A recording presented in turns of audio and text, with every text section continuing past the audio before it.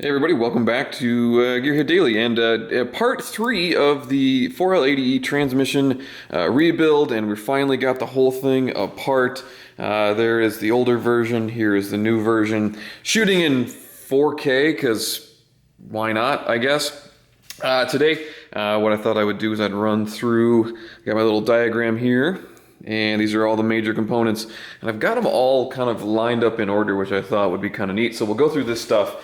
And I'll show you one of the kind of interesting things you can read when looking at the parts when you take them apart. So let's go ahead and I'm just going to start naming things here. So I'm going to use my trusty guide here to make sure I've got everything right. So focus. Come on.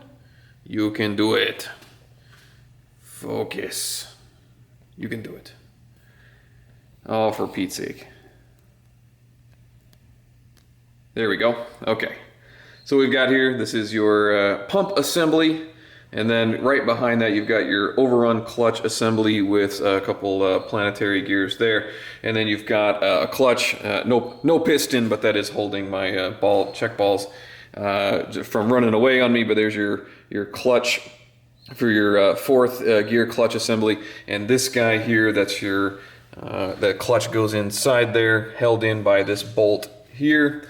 And then right behind that, looks like we've got the intermediate clutch assembly plus this is one of the direct forward clutch assemblies here. We've got our manual band right here. Behind that looks like we've got the direct clutch assembly, and then a sun gear shaft. This is your main shaft all the way to the back. You've got your sun gear here. This is obviously your valve body with all the servos in place, a couple of them here. And one of the things you can kind of tell by looking at these is, I'm sorry, this is the reverse. That's your reverse band. Oh, I'm sorry, no, take that back.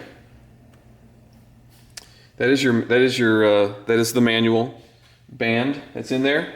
And I apologize because the reverse band is still in there. I forgot to take it out. So yeah, I was right the first time. Turns out, I thought, I was wrong, but I was only mistaken. So this is your manual band assembly, and then you've got your low and reverse band assembly on the inside there.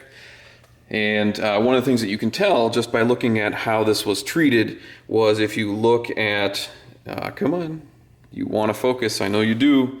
Having all sorts of issues here. Must be the sweet 4K I'm shooting in. The focus is terrible. Okay, so what you can tell though, it never ends, right? Never flipping ends. So anyway, it's one of those days.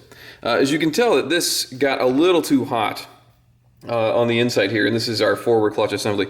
It overheated, and what you'll find with these 4L80s is they are extremely temperamental when it comes to temperature wise. You run it just a smidge low on fluid and you're screwed, right?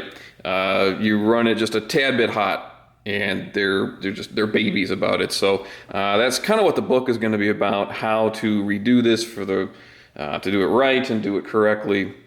And I forgot apologize. Here we've got our this is our output carrier assembly, so the very end. So, and then you've got your reverse lockout here. This guy here.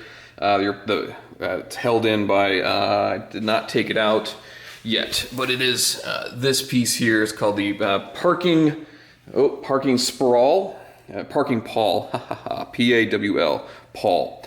So the other thing you can tell is if you look at, looks like we're going to need some new clutches here because we've got a little, it got hot. So you can tell the evidence is here that this particular transmission got hot, so we're going to replace those.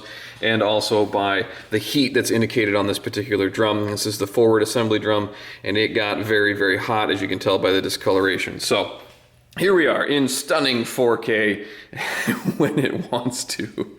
So anywho, I checked out the case. Case looks pretty good. It's not super heavy. It's all aluminum. But the one thing that's interesting is how the older versions of the 4L80s were getting screwed with temperature here. So they decided to move these transmission lines from here, this rear one, to about to about here on the newer cases, and I'll show you here. Checked out the case. Case looks pretty good. No missing tines or anything there. But as you can see, here's the front hole. Here is the rear hole. Whereas these two are very close to each other. There was it wasn't getting proper oiling back here, so they decided to move one of the oil tubes back here. Some cases will have the right here. You'll still see the little nub on the cast, but on this one, this is a later model, so they kind of cleaned up some of the castings on it. So anyway, that's it. That's all she wrote. Part 3 of our assembly. Gonna wait for some parts to show up, and I'm gonna get back to, sticking around and waiting. So anyway, if you haven't had a chance, please subscribe, like, share, all sorts of great stuff. So anyway, thanks a lot. See ya.